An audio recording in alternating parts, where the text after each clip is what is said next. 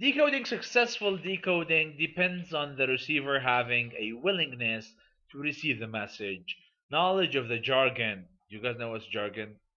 Terminology used in the message, understanding of the sender's purpose and background situation. You guys know what's a jargon? Now, if I talk to you and I tell you MBO, you will understand MBO, right? MBO is jargon.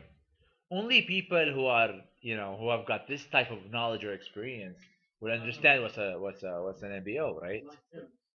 Yeah, the terms and conditions. Like if you go to a hospital, they tell you go to the IUC unit. Where's this IC unit? It's like intensive care units. Only doctors know it, right? You get this prescription from the doctor and it says, give this patient, ICD.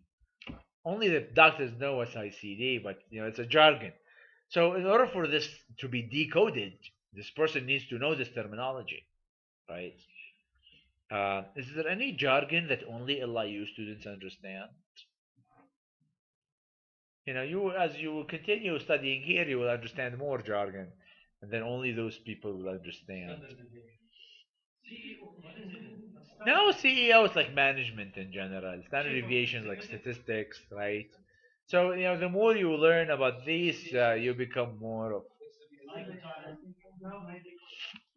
yeah, ID code, right? Yeah. Yeah. Exactly. Maybe in your workplaces also you have some codes that only people in your industry understand.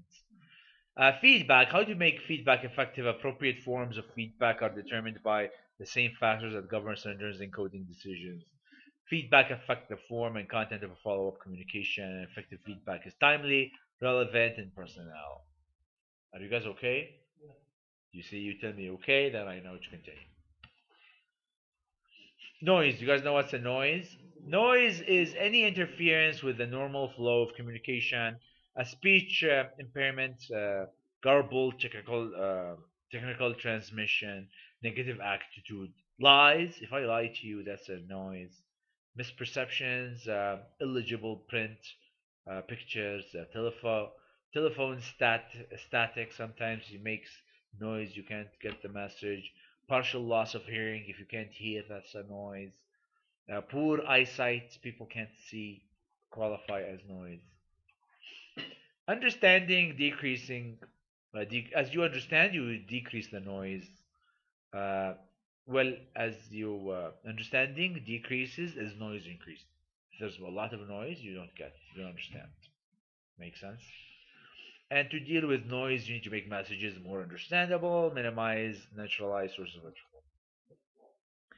Communication strategies. All right. Do you guys know these communication strategies? This is the communication strategies. We have spray and pray, sell and tell, underscore explore, identify reply, and withhold and uphold. And this is what we call climate communication strategies continuum. And this is the amount of information transited. Very little, very great. And this is the communication effectiveness. Very low, very high. So based on this model, which one is the best here? Because this is high effective. This is effective communication. This is less effective. This is not effective at all. Very low effectiveness. But what about the great here? Great information. A lot of information. I'm sorry. A lot of information. Very little information. So which one is better? You have a little information or great amount of information? You need somewhere in the middle because great information become too much. You see, and very little information become too little. You want something in the middle. Let's take an example. The spray and pray. Do you remember the Friday prayer? You go to this day to the to your a place of worship, and someone stand up and pray. Oh God, do this and do that, and they talk, and they spray this information. It's too much information. Do people get the message? The effectiveness is very low because a lot of people forget what they heard last week. Now the better is the sell and tell. Sell and tell is where you tell a story and then you hear from the other party maybe some feedback and you try to sell an idea. You see, more like salespeople. Salespeople they will come, what you need, based they understand they try to tell you. And then the more is underscore and explore. That's when you go and you ask what parts you don't understand or what parts you don't get in your workplace. And then the manager will try to explore those areas that are identified as lacking knowledge. So that's become a middle amount of information transited and at the same time the most effective. After that, we have the identify and reply, which is even less information and it's less effective. And that's when you identify problems and then you try to reply to them. So that's when the manager will come and see you make a mistake. So they tell you, identify the problems or mistakes and reply to them. And then the last one is withhold and uphold. That's when the manager decides to give employees the least amount of information only if the manager thinks that it's time to tell the employees this information. You see, we call this the uphold and uphold.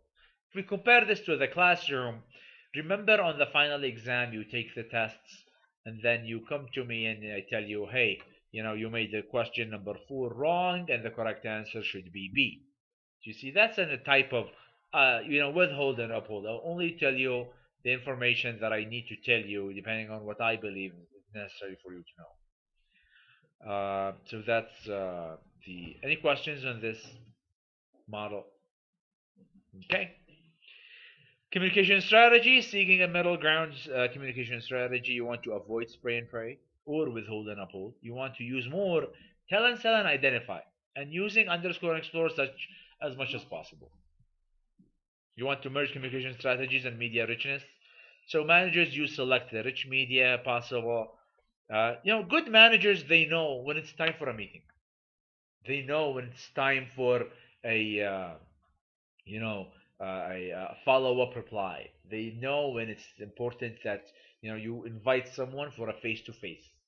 You see, so this becomes important for good managers. They can identify what media richness they will use for what message. You see, so they will know it's not good to send an email. They know it has to be face to face, or they know it shouldn't be face to face. Should be an email. They know when an email should be sent.